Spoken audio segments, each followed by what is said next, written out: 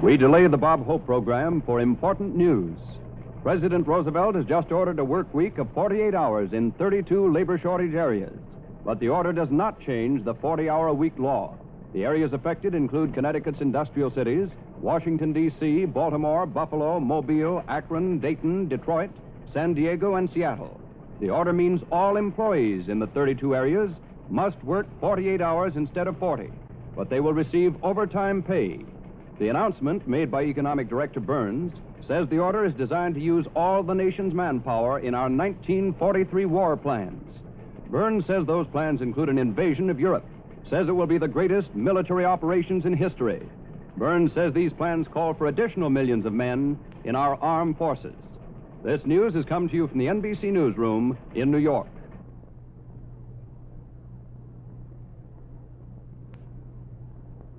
For the safety of your smile, use Pepsodent twice a day. See your dentist twice a year.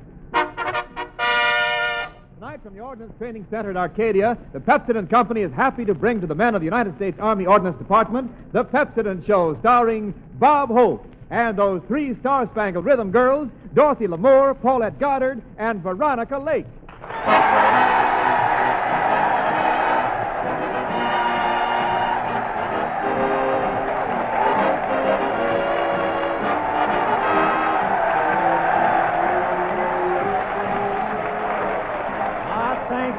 So much. How do you do, ladies and gentlemen? This is Bob broadcasting from an Ordnance Supply Base, Hope. Telling all you ordnance men, whether you load your bullets in a clip or in a drum, if you use Pepsodent, you'll never have a bum in your gum. Yes, sir. Well, here we are. I drove down here, and I noticed there are no hitchhikers on the road anymore. In fact, the only people you see on the road now are guys with A-cards hiding behind Burma shave signs with siphons.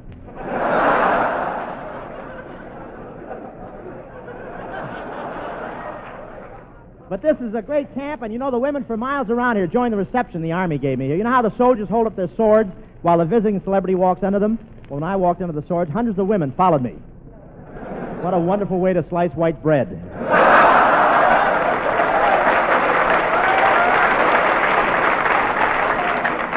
As soon as we got here, Skinny Ennis stepped up and volunteered to donate some of his blood down here, so the doctor stuck a needle in Skinny's arm. They struggled for 10 minutes, and when it was all over, Skinny's arm got a pint of blood out of the needle.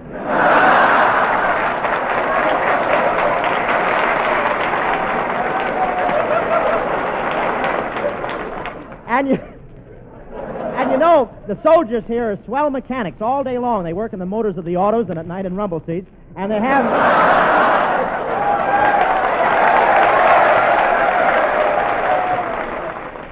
And they have machine guns here that shoot tracer bullets, and one soldier asked me, do you know anything about tracers? I said, I'll say I do. I've moved 6 times this month, but the finance company still locates me. My S's grabbed me there, huh? While I was here, I took a ride in one of those smaller-sized tanks. You know what a tank is. That's a coffee percolator that made good. They were testing the tank, and they let me ride in it. Now I know how an ice cube feels in a cocktail shaker.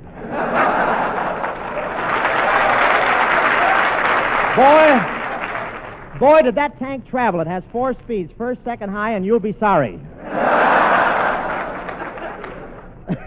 That was some tank ride. Just before I get in, they put a helmet on my head, but that's not where I needed it. And our tank went right through a grape vineyard. What a picture that made. Our heavy tank crushing over the grapes, and right behind us, Company B lapping up the wine.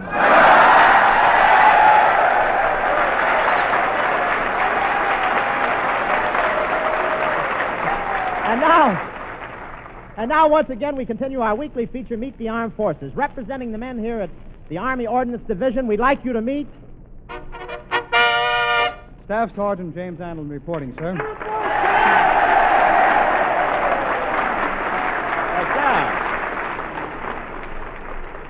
Well, how are you, Sergeant? Say, you're kind of big. How tall are you? I'm 6'2", eyes are blue. How do you do? How tall are you?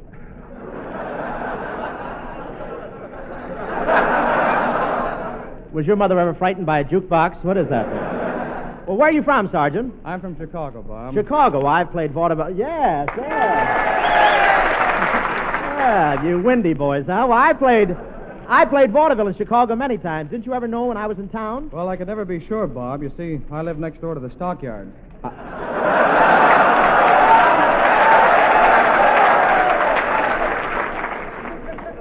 You mean my eau de cologne is fighting a losing battle? But tell us something about yourself, Jimmy. Well, I come from musical parents, Bob. They were both opera singers. In fact, I was born in the town of Provo, Utah, while my parents were on tour. Really? What town were they in at the time? They were in Provo, of course. I told you they traveled a lot. They were in the theater. Well, really? Well, you know, I was born in Cleveland. My parents were in the theater, too. Were they actors? No, they just went in to see a double feature. Well, Miss Vera Vague.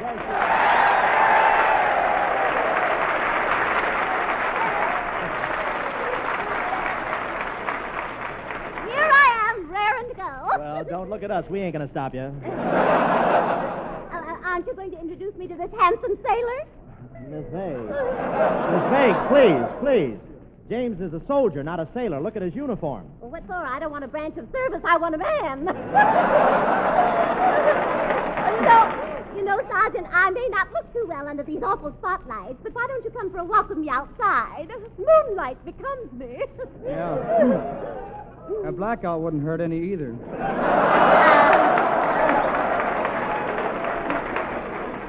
No, that's strange. I can't understand why you don't think I'm attractive. I bought this new dress to show off my figure to its best advantage. But I guess it doesn't work. What do you think I should wear to make my figure look attractive? Have you tried camouflage?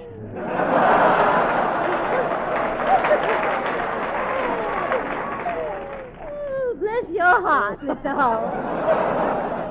I don't know, you're so humorous. Thank you. Really, you're the first man I ever saw who had such a pointed wit and such a flat head. But really, I'm so thrilled to meet a handsome soldier like you. Tell me, Sergeant, can you order privates around? Yes, I can. We'll order a couple of dozen around for me. I want to go dancing. Miss Vague, when it comes to men, you've got a one-track mind. Don't be silly. I have not got a one-track mind. I have other things to think of besides men. But, let's get off the track. Sergeant James Hamlin. All right, Wendell, tell him about the track. Sometimes it's smart to have a one-track mind, and that's when it comes to buying toothbrushes. How about the toothbrush you used this morning? On your way to bed, take a look at it. You'll probably find it's wilted, frayed, or soggy. Well, then you need a new Pepsodent 50 Tough toothbrush. The new, better toothbrush that has 50 tufts of Fibrex, DuPont's finest synthetic bristle. You see, the brightness of your teeth, often their actual health, depends on the kind of toothbrush you use and how you use it. A Pepsodent 50 Tough toothbrush helps you keep your smile bright. It helps you to look your best, and it helps to keep your teeth healthy. Its sturdy bristles whisk over the teeth to clean them thoroughly. They massage the gums in a kind, gentle way. And because there are 50 tufts, you get a better cleansing action. Get a Pepsodent 50 Tough toothbrush tonight. You'll be amazed at how firm the bristles stay, how quickly they dry, how long they last, how well they clean. Get this swell-feeling toothbrush at your store tonight. Remember, 50 tufts, 50 cents. Well, Bob, I suppose you're pretty excited because those three Star-Spangled Rhythm girls, Dorothy Lamour, Paulette Goddard, and Veronica Lake, are going to be on our show tonight. Yeah, just think of it. Dorothy, Paulette, and Veronica. What's that? That's my Adam's apple hitting my kneecap. Gee, I wonder if they'll like me. You know, they're used to guys like Jimmy Stewart and Ronald Coleman and Crosby. Oh, Bob, what have Jimmy Stewart, Ronald Coleman, and Crosby got that you haven't got? You're just as handsome and attractive as they are. Oh, you're just saying that so I'll feel good. No, Bob. I'm saying it so I'll eat good.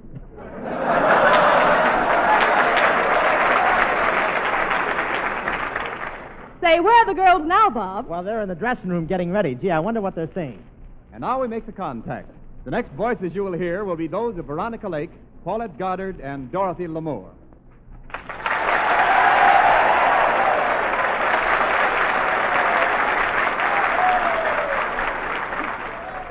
Well, I'm ready to be Bob's guest. I brought along my lunch. And I brought along my lawyer. Quiet. Quiet. I've got the studio on the phone, girls. Hello, Paramount. This is Paulette Goddard. Say, you sent us out under false pretenses. You told us we were going to appear with Gary Cooper, who we just found out it's Bob Hope. How do we know it's Bob Hope? Listen, we can hear him howling from here.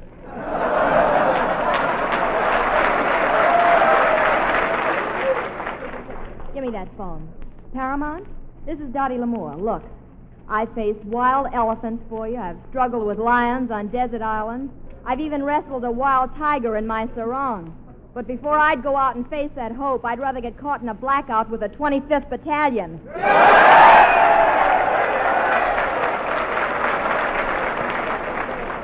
You talk as though Bob was somewhat of a wolf. Somewhat of a wolf. Veronica, he's the only one at Paramount who has a cave instead of a dressing room. Say, Veronica.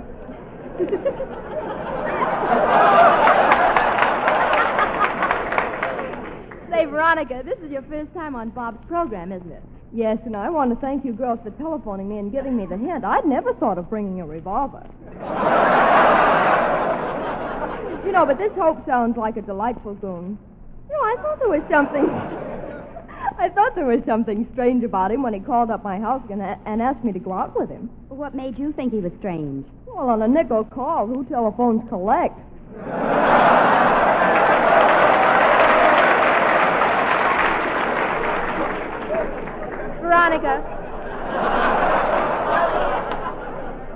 Veronica, have you ever met Bob? Not before we worked together in Star Spangled Rhythm. Is he the guy who's known on down at Paramount as Keyhole Charlie? That's our Bob. Oh, no. Does Robert really spy through many keyholes? Does he? He's got the only eyeball in the country that lights up and says, made by the Yale Lock Company.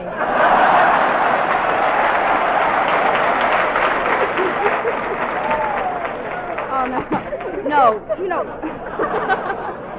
know, what really gets me is that he thinks he's handsome. Why, I think Bob Hope is handsome. I think he's as handsome as Cary Grant. Well, you would. What can you see anyway with that blonde dust mop over your eye?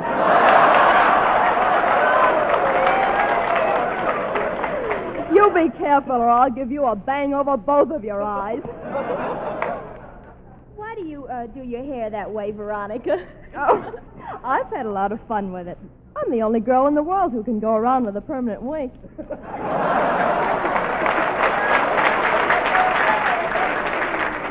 Well, I must say you have something in common with Bob. He stands all day on Hollywood Boulevard with a permanent leer.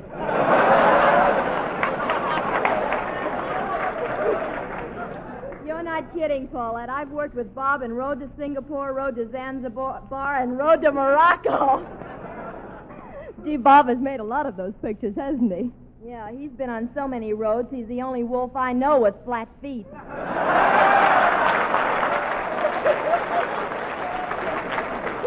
How can you girls talk that way about Bob? Why, Dottie, in your last picture, you had a love scene with him, and it seemed as if you just couldn't tear yourself out of his arms. Yeah, that's another clever trick of his. Before he takes you in his arms, he dips his hands in glue. Veronica, he used to pull some of those tricks on me, too, but I got even with him when he made love scenes. How? Well, whenever I had my arms around him, I'd always pull on the strings and make his girdle tighter.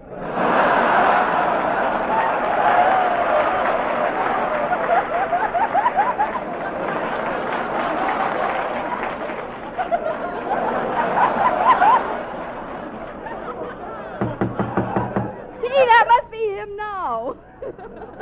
The star-spangled idiot of star-spangled rhythm. Yeah. Brace yourself for the worst, girls. Oh, girls, it's me, Bob Hope. Are you dressed? You mean you can't tell? We must have left the key in the keyhole.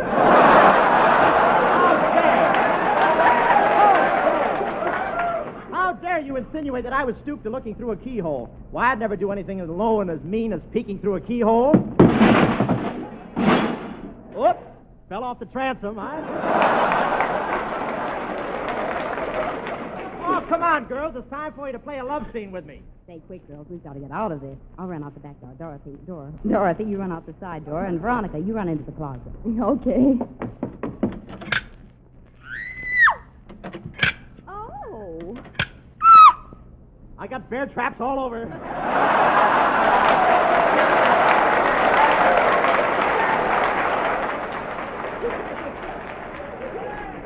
Hello, Bob. Well, here you are. The three most glamorous girls in the country standing next to me. Say, what do you think about it? We're beginning to feel a shortage of manpower. Yeah. Oh, we're only kidding, Bob. We're appearing on this program because we like you. And we'd still like you, even if you didn't have a brother in the wholesale meat business. Leave my brother Fred out of this. My, he's handsome. My, he's tall. My, he's sweet. No, that's your line. You know, this is really wonderful. You know, this is one. Gosh, appearing with you three lovely girls tonight. Right now, I wish I were an octopus. What makes you think you're not? Oh, Bob, I feel sorry for you. I'm going to give you a great big kiss. Where were you? Now I'm going to give you a kiss.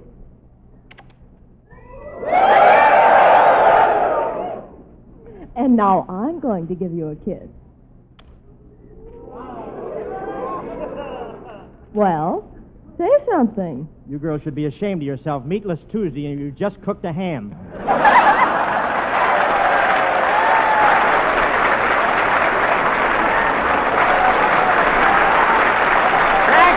Thank you, girls.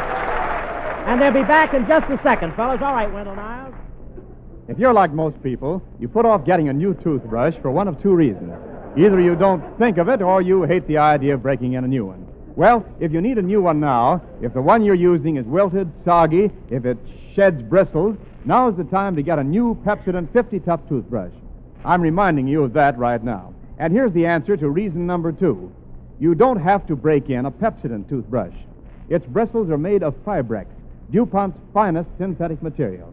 It's firm, but it's flexible. It's sturdy, but it's kind to tender gums. In a word, it feels good the first time you use it, and it stays that way for many months. It's a new kind of brush designed to give you greater cleansing power because it has 50 tufts, more than twice as many as any other popular brush having such a small, compact head. And Fibrex makes it feel easy on your gums, comfortable in your mouth. So start tomorrow with a brighter smile, with smoother, cleaner-feeling teeth. Get a Pepsodent 50 Tough toothbrush tonight. Remember, 50 Tough, 50 cents.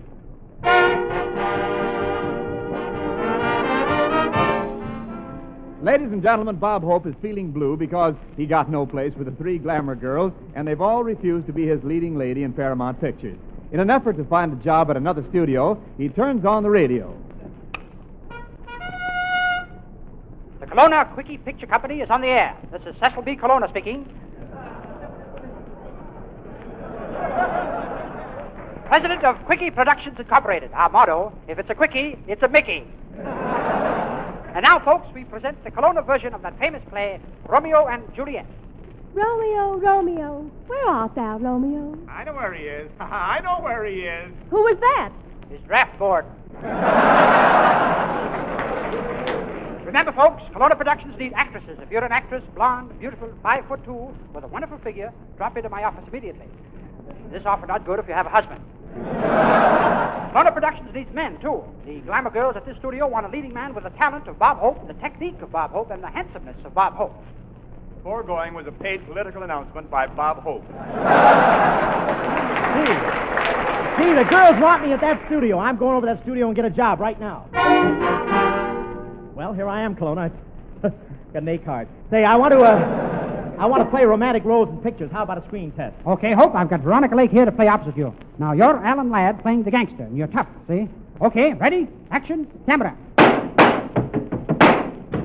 Quick, babe, the cops are after me. Alan, what have you done? I tried to buy a pair of shoes.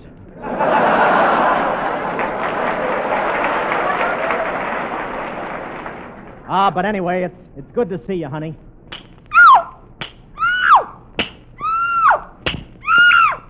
I love you, see?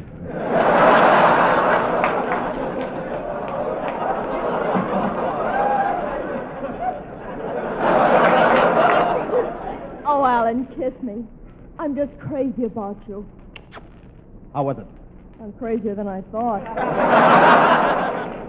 Gee, you're just a weakling. Oh, you don't think I'm strong, eh? Well, watch me pick this 500-pound weight up above my head. There. Now I'll drop it to show you how heavy it is. And now watch me break this iron bar in two. And now watch me tear this thick telephone book in half. There. Boy, will you be in a spot when television comes in.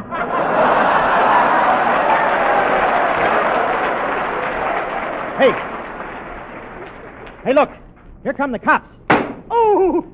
Oh, Alan, they got you. Yeah, I'm dying. This is the end. This is my finish. This is Alan Sad. I'm going. I'm going. But before I go, there's one thing I want you to remember, babe. Crime does not pay. Crime does not pay. You're getting paid for this, ain't you?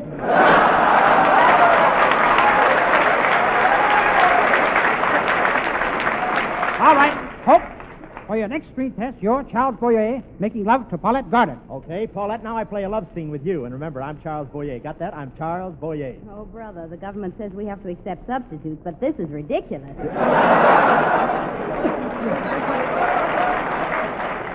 Hit it, Charles, hit it. Hello, Paulette. Charles. Charles, how are you this evening? My charm is scintillating. My face is beautiful. My personality is superb. And my lower lip ain't doing bad either. But ma chérie, je vous aime, je vous adore. Oh, get a load of that Frenchman with the Eiffel Tower nose. Oh, you are so sweet. Now let me kiss your lips, sweetheart. No, but you may kiss my hand. Ye God, everywhere rationing. My chérie, why don't you fall into my arms? I see it in your eyes. There must be another man. A real Frenchman settles this in only one way, a duel. You're right, a real Frenchman would duel to the death. Of course, I'm an American on my mother's side. Oh, my love, tell me, do you like me in this flimsy gown? Oh, yes, you are so, how you say it in French, so...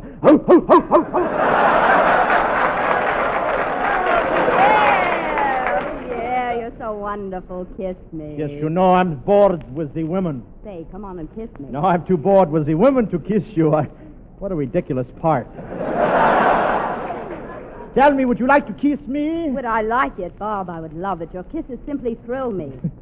You know, you don't have all the silly lines in this script. Just read it. Never mind. Come, I will kiss you. How was it? Wonderful. I'm happy. I'm so happy. I'm very happy. Now we are all happy.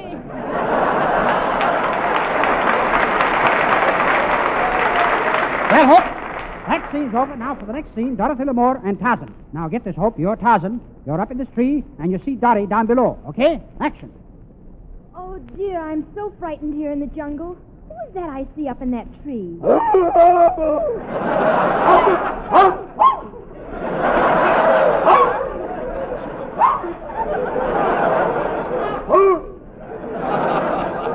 Oh, that poor ape. He can't...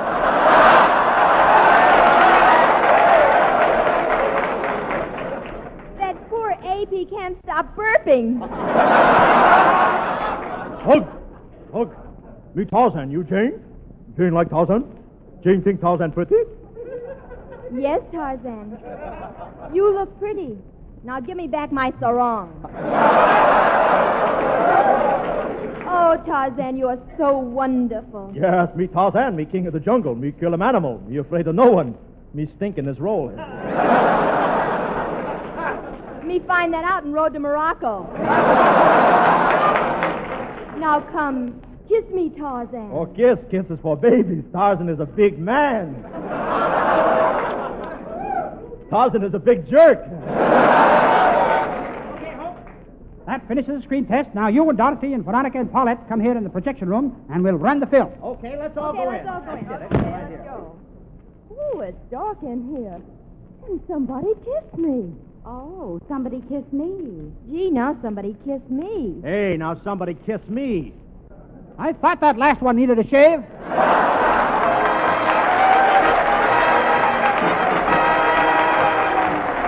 All thanks for the memory.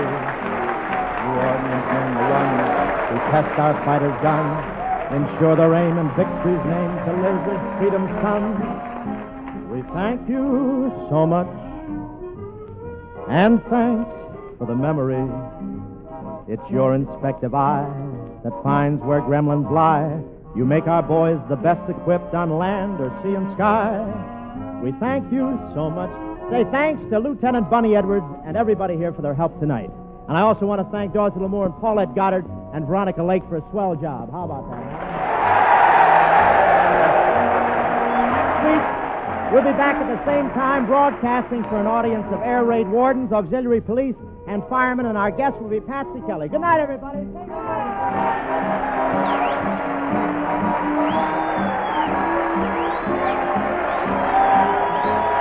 Pepsi Company has been privileged to present this broadcast to the men of the United States Army Ordnance Department. More than 1.5 million Boy Scouts have undertaken jobs in national defense work, and by their help have released others for service in the armed forces and in industry. Their slogan this year on their 33rd anniversary is toughen up, buckle down, and carry on to victory. Help them fulfill this pledge. This is Boy Scout Week, so give them your help and appreciation. Wendell Niles speaking. This program came to you from the Western Ordnance Training Center. Since the War Department does not endorse any product, this broadcast is not an endorsement of our products by the War Department. This is the National Broadcasting Company. KFI, Los Angeles.